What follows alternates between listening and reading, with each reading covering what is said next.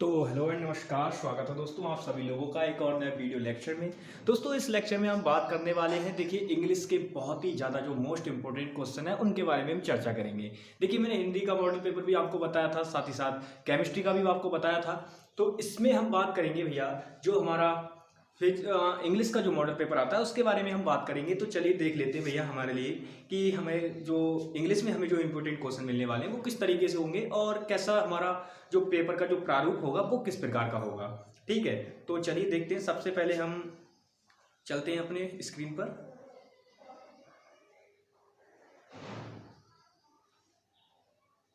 तो चलिए दोस्तों, सबसे पहले आपको देखिए कि हर तरीके का आपका जो पोर्शन है जो इंग्लिश के पेपर का वो दो भागों में डिवाइडेड होगा, ये सब लोग जानते हैं। ठीक है, तो जो दो भाग होंगे वो किस प्रकार से होंगे उनको हम देखते हैं। देखिए सबसे पहला जो आपका होगा उसमें प्रोज होगी, आपकी पोइट्री होगी और सप्लीमेंट्री होगी, यानी तीन चीजें आपकी होंगी।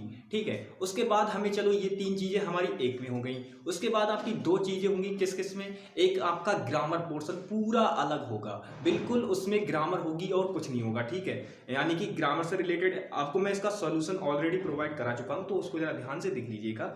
फिर भी चलिए अब हम चलते हैं अपने क्वेश्चंस की तरफ। देखिए सबसे पहला क्वेश्चन, आपने एक चीज नहीं पढ़ी होगी, आपको पढ़ाई नहीं गई है, वो है रिफ्लेक्स, कॉन्टेक्स्ट और एक्सप्लेनेशन, यानी ये चीजें हमें नहीं पढ़ाई गई हैं। लेकिन ऐसा नहीं है कि इन तरीके से क्वेश्चन बनेगा नहीं, मैं ऑलरेडी मॉडल पेपर्स देख चुका हूं, उनमें क्वेश्चंस हैं इस तरीके के।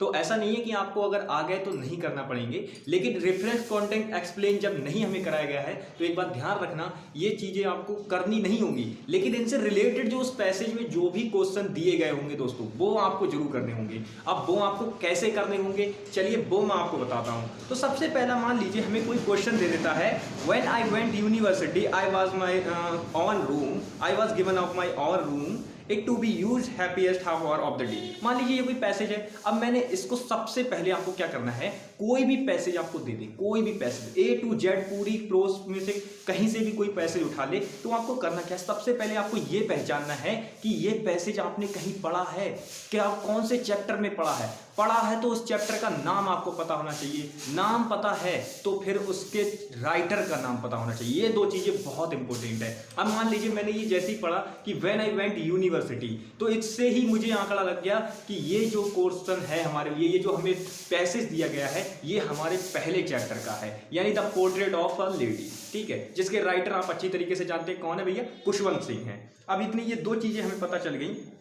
अब देखिए इससे हमें रिलेटेड क्वेश्चन अगर हमें मिलेंगे तो किस तरीके के मिल सकते हैं। पहला क्वेश्चन इसी पैसेज से अगर मैं बताऊं तो वो बनता है कि when narrator went university to continue his study his grandmother how spent her time. यानी कहने का मतलब ये है, ये क्वेश्चन ये बोल रहा है कि जब नरेटर जो है यानी जो लेखक है इसका, जब वो यूनिवर्सिटी में चला जाता है यानी उच्च विद्यालय में चला जाता है अपनी हाईयर स्टडी यानी कि आगे की पढ़ाई के लिए, तो उनकी जो दादी माँ थी वो अपना समय कैसे व्यतीत करती थी। अब पहले इसका क्वेश्चन हिंदी में इसी में मिल जाएगा तुम्हें, ये मैंने डॉट डॉट करके लिख रखा है, पैसे कोई दिक्कत नहीं है, आपको इसी में इसका आंसर मिल जाएगा और आप आराम से लिख दोगे। पहली बात होती भैया वो चिड़ियों को दाना वगैरह डालती थी, तो वो ये है, इसको आप इंग्लिश में ट्रांसलेट करके आराम से लिख दोगे।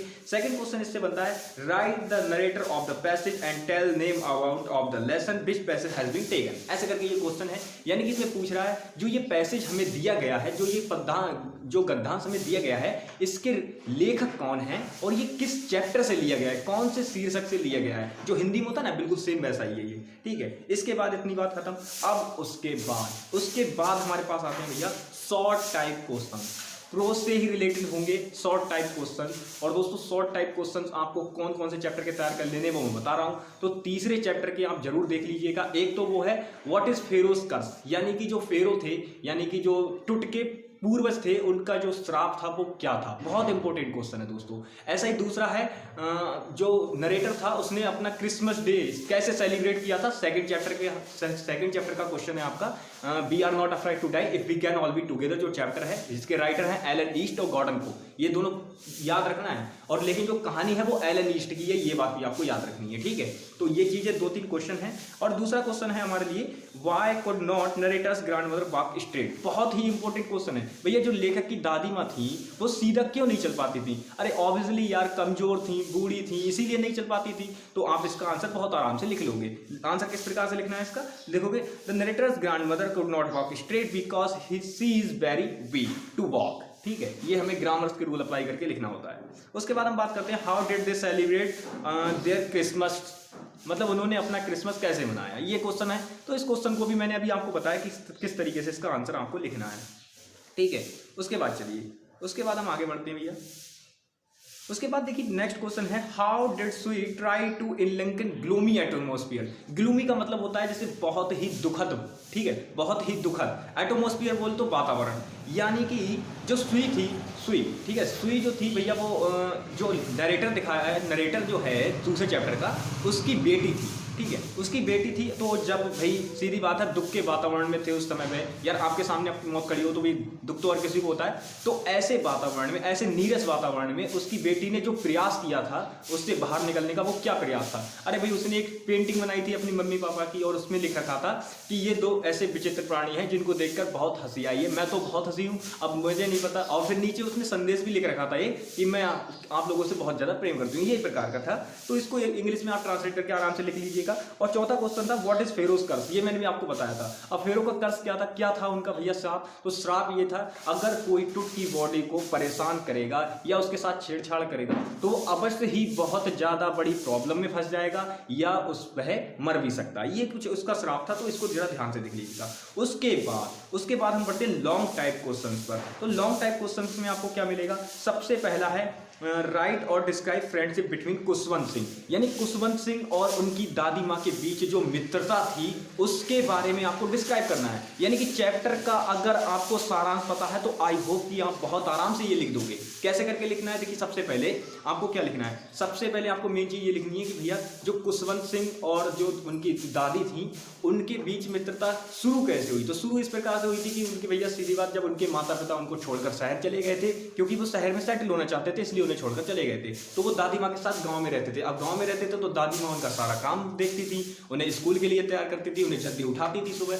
तो इस तरीके से वो जो रहते थे एक दूसरे के साथ साथ, तो उनमें मित्रता हो गई। और इसे आपको एक्सप्लेन करके लिखना है, बस इतना काम करना है। तो उसके बाद हम बात करते हैं give the explanation about Toots wordy. ये और में एग्जाम एक तरीके से उसमें मिल जाएगा आपको अथवा में, यानी चॉइस में मिल जाएगा। आपकी जौन सी इच्छा हो, जो भी अच्छा लगे आप वो कर सकते हैं। तो give the explanation about Toots wordy, Toots mummy, ठीक है, टुट्स मम्मी के बारे में भी पूछ सकता है और टुट्स बॉडी के बारे में पूछ सकता है। दोनों के बारे में आपको बहुत अच्छी तरीके से एक्सप्लेनेशन दे देना है, क्योंकि जब टुट्स मरा था तो भैया वो 3300 वर्ष पूर्व मरा था, 3300 वर्ष पहले मर चुका था जब उसकी जांच पड़ताल की गई थी, ठीक है। तो ये बातें याद रखनी है। अब देखिए दोस्तों, इसके बाद हमें दो चीजें और मिलती हैं, एक आपको मिलेगी समरी और एक मिलेगी आपको रिपोर्ट राइटिंग।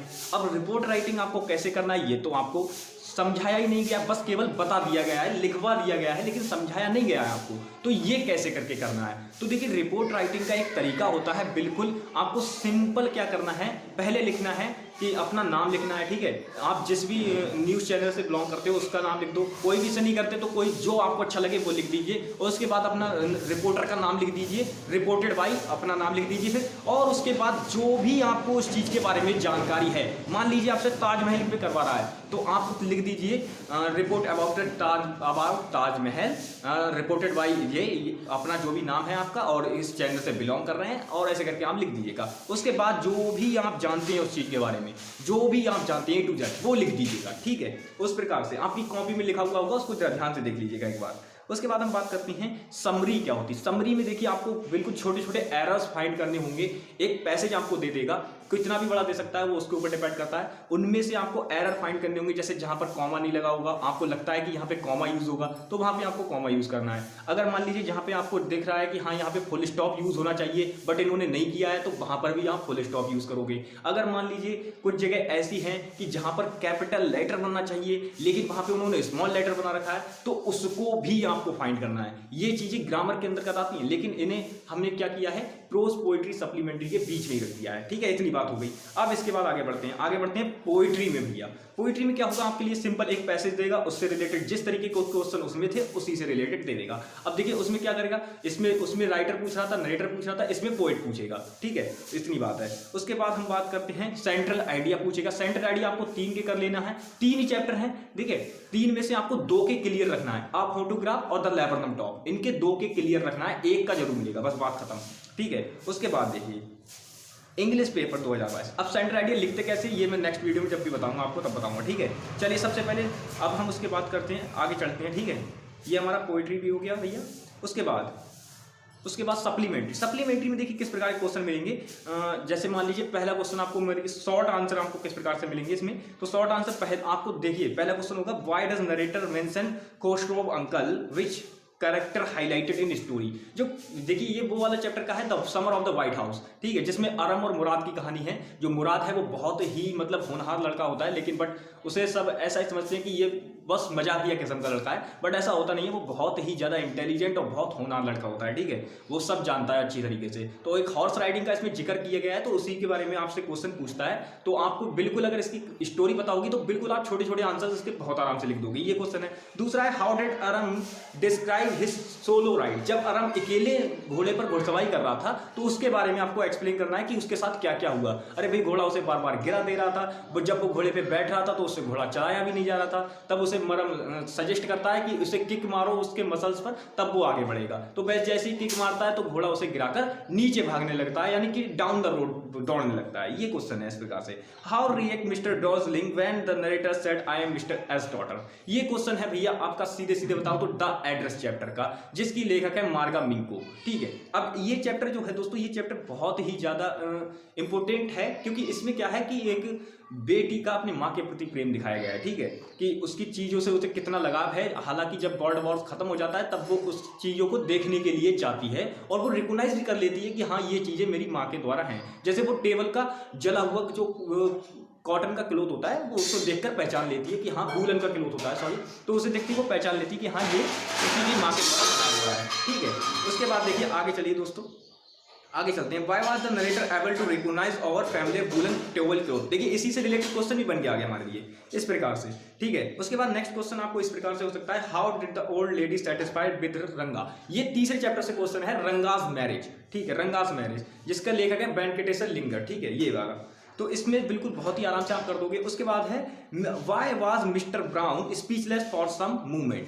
अब ये क्वेश्चन भी बहुत ज़्यादा इंटरेस्टिंग है, क्योंकि इसमें अल्बर्ट आइंस्टाइन से क्वेश्चन पूछा जाता है कि भैया बताओ वाटरलू कब हुआ था, दिनांक बताओ उसकी। तो आइंस्टाइन कुछ बहुत ही पेचीदा सा जवाब देते हैं, कहते हैं मुझे इसका आंसर नहीं पता है। और क्यों नहीं पता है, क्योंकि उन्हें कुछ उसमें तुक दिखाई नहीं देती है, कुछ अच्छा नहीं लगता है। क्योंकि वो कहते हैं जो ये डेट वगैरह होती हैं किसी भी वाटर युद्ध की ले लीजिए, किसी भी या किसी अन्य चीज़ की ले लीजिए, तो वो हम हमेशा समय समय पर अपनी बुक्स में देख लेते हैं। तो इनको याद करना कोई स्टडी नहीं है, इट्स नॉट अ एजुकेशन, ठीक है। इस प्रकार से ये क्वेश्चन का आंसर होगा, तो इसको आप ट्रांसलेट। अब हम चलते हैं मेन इंपॉर्टेंट पार्ट पर, यानी ग्रामर पर। इसमें बहुत ज़्यादा इंपॉर्टेंट है और मैंने इसका सोल्यूशन भी साथ ही साथ आपको प्रोवाइड कराया है, तो इसका सोल्यूशन भी ध्यान से देख लीजिएगा। जितने क्वेश्चन बताए हैं ऐसा नहीं है कि एक भी आपको मिलेगा नहीं, यानी डायरेक्ट इनडायरेक्ट भी मिलेगी। हाँ वो बात अलग है कि हाँ इसका जैसे मान लीजिए मैंने आपको क्या किया, मैंने आपको नॉर्मली प्रोवर्ब दे दी, ठीक है, कहावत दे दी, या मैंने सार्वभौतिक सत्य दे दिया, तो जरूरी नहीं है आपको सार्वभौतिक सत्य ही मिल जाएगा, आपको कुछ और भी मिल सकता है। तो बस वो आपको ध्यान देना है। तो चलिए आपको डायरेक्ट इनडायरेक्ट मिलेगी, जैसे कि मैंने आपको ली थी कि he said to me honesty is the best policy. अब भैया ये तो सार्वभौतिक सत्य है, ये एक कहावत है कि भैया ईमानदारी उच्च नीति है, ठीक है, यानी उत्तम नीति है, ये कह सकते हो आप। तो ठीक है, इसे हमने किस तरीके से बताया था, he told me that honesty is the best policy. God is everywhere, यानी कि भगवान सर्वत्र है, यानी हर जगह है, कण कण में व्याप्त है, ये सभी लोग जानते हैं। तो ये कहावतें हैं, तो इनको आप आराम से कर सकते हो, ठीक है। उसके बाद चलिए, उसके बाद मिलेगी आपको सिंथेसिस ऑफ सेंटेंसेस। अगर आपने फर्स्ट ईयर में सिंथेसिस ऑफ सेंटेंसेस अच्छे से पढ़ रखी है तो आई होप कि आपको कहीं पर भी कोई दिक्कत नहीं आएगी। अब मान ली he bought a car and he bought a bike. अब ये दो सिंपल सेंटेंसेस हैं, इनको कॉम्प्लेक्स सेंटेंस यानी मिश्रित वाक्य बनाना है इनका। तो हम कैसे बनाएंगे, तो इनको हम क्या करेंगे, अल्टरनेट कंजंक्शन के साथ जोड़ देंगे। जैसे he bought a car, he bought a bike, उसने एक कार खरीदी, उसने एक बाइक यानी मोटरसाइकिल खरीदी। अब भैया इनको अलग अलग जोड़ रहे हैं तो अच्छा नहीं लग रहा है, तो हम क्या करेंगे, और लगाएंगे और हमारा काम बन जाएगा। उसने एक कार खरीदी और एक बाइक खरीदी, तो he bought a car and bike, बस ऐसा हो जाएगा सिंपल, ठीक है। इसी प्रकार से I beat him, he did not beat, मैंने उसे मारा लेकिन वह रोया नहीं। अरे मेरा तो आंसर इसमें खुद ही बन गया यार, ये खुद ही अपने आप कॉम्प्लेक्स में कन्वर्ट हो गया। कैसे हुआ, देखिए, I beat him, he did not beat, यानी कि ये जो है कंपाउंड सेंटेंस आपको लिए दे रखा है, लेकिन इसे कॉम्प्लेक्स में बनाना है, तो ये किस तरीके से बनेगा, I beat him he did not beat. इसकी हिंदी निकालो तो जरा। ये कह रहा है कि आई बीट हिम यानी मैंने उसे मारा, यानी मैंने उसे पीटा, ठीक है। ही डिड नॉट बीट, लेकिन वह रोया नहीं। अब यार इसका आंसर मुझे अपने आप ही मिल गया ना, इसमें बट लगाओ, आपका काम खत्म, ठीक है। He I beat him but he did not beat, मैंने उसे मारा लेकिन वह रोया नहीं, ठीक है, इस प्रकार से।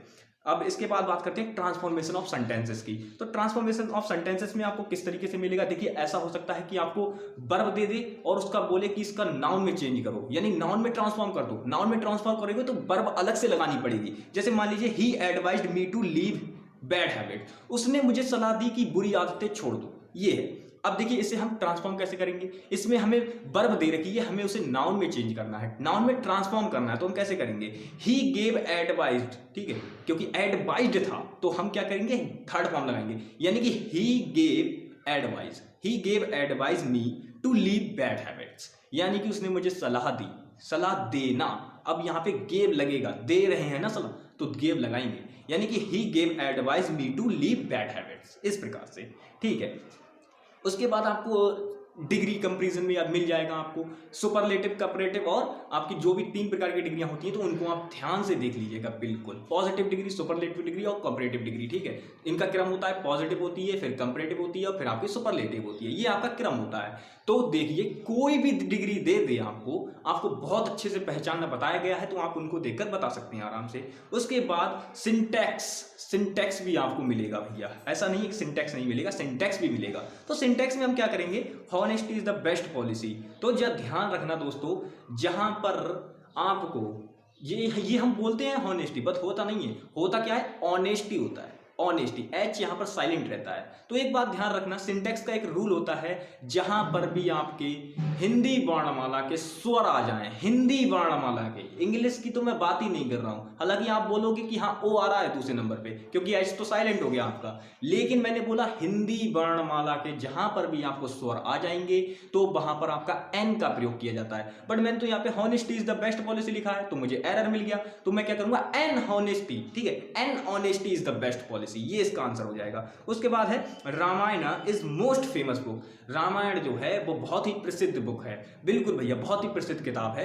तो इसको हम क्या करेंगे, देखिए जब भी किसी धार्मिक पुस्तक की बात होगी या धार्मिक ग्रंथ की बात होगी या किसी अन्य धार्मिक विचारधारा की बात होगी, तो वहां पर हम क्या करेंगे दोस्तों, वहां पर हमें सीधे सीधे लगा देना है, सीधे सीधे हमें क्या लगा देना है, वहां पे भैया दा लगा देना है, क्योंकि वो निश्चित है, यानी कि सीधी बात, उसके आगे हम दा लगा देंगे और जैसे ही हम दा लगाएंगे तो ये हो जाएगा the Ramayana is most famous book, इस प्रकार से। सिंटेक्स भी आपकी समझ में आ गया होगा आई होप। उसके बाद देखिए एक्टिव पैसिव भी आपको मिलेगा। फिर नेक्स्ट क्वेश्चन आपका एक्टिव पैसिव का होगा। फिर उसके बाद आपके लिए क्या होंगे, एंटोनियम होंगे, सिनोनियम होंगे। ये दोनों चीजें भी आपको याद रखनी है। कोई भी चीज मिल सकती है, ऐसा नहीं है जो मैंने दे रखे हैं आपको पीडीएफ में वही मिलेंगे, कोई ऐसी बात नहीं है, चेंज भी हो सकते हैं, ध्यान रखना इसका, ठीक है। उसके बाद वन वर्ड सब्स्टिट्यूशन, यानी एक शब्द में उत्तर, ये भी आपको मिलेगा। जैसे one whose wife is dead, जिसकी पत्नी मर गई हो, भैया हिंदी में होता है विदुर और इंग्लिश में होता है विडवर, ठीक है, इस प्रकार से।